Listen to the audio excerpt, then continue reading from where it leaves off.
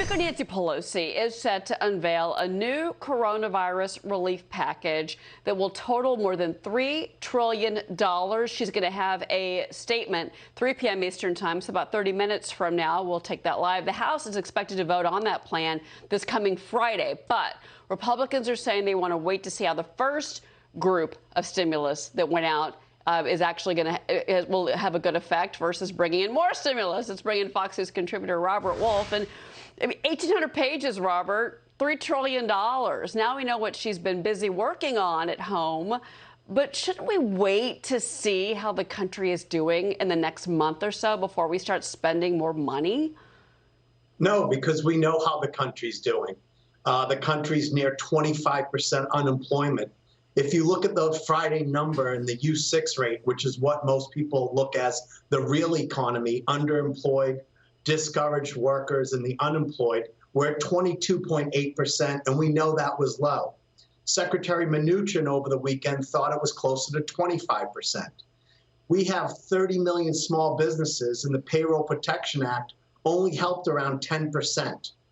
And the Payroll Protection Act ends on June 30th, where we know a lot of these companies aren't even going to be open. And when you talk about reopening the economy, Cheryl, we're talking about a restaurant that can go at 20% capacity, retail stores, 20% capacity, no events. We're in the midst of a possible Great Depression. We have to make sure we're helping the everyday hard worker. So by no means do I think we've given enough. And we should just be clear. Secretary Ross, Wilbur Ross, the Commerce Secretary, he thought this pandemic was going to be good for jobs. That's what he said. So you can only imagine how back we were on our heels when someone like the Secretary of Commerce thinks that we were prepared. We were ill-prepared. Now we have to make sure we are prepared for recovery. So it's a U-shaped or a V-shaped, and it's not an L-shaped.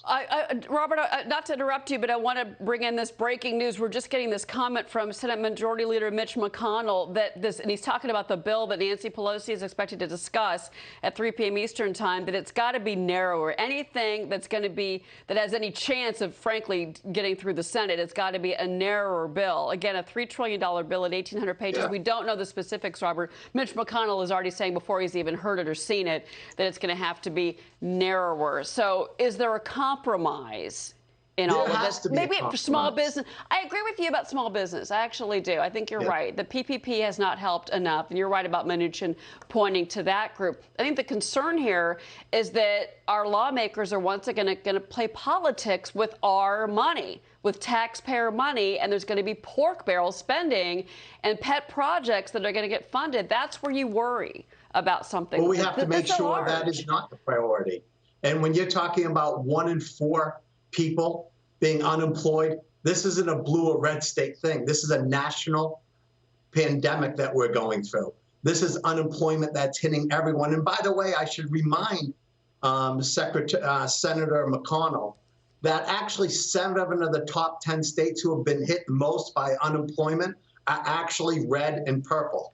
So we should just be clear where actually states need the most work. And we're not even talking about where the energy sector is going to come into play. The point is, we literally went down like an escalator. We need to figure out how we go back up. And so all I'm concerned is making sure small businesses are ready for a recovery. We're not going to be ready by June 30th. That is ridiculous. I agree 100% with you, Cheryl, that this can't be one of these polarizing things where we put everything in the kitchen sink and anything imaginable we put up. I agree that all of these situations with the CARE Act or PPP have to be very tight. And I actually think this is the beginning of a negotiation, and we're going to get something done. And also, states and cities need money. You want to start laying off teachers, police, fire at the most critical time? I mean, that's also ridiculous. So I think that government should get back to work, and we should make sure that they're taking care of the people.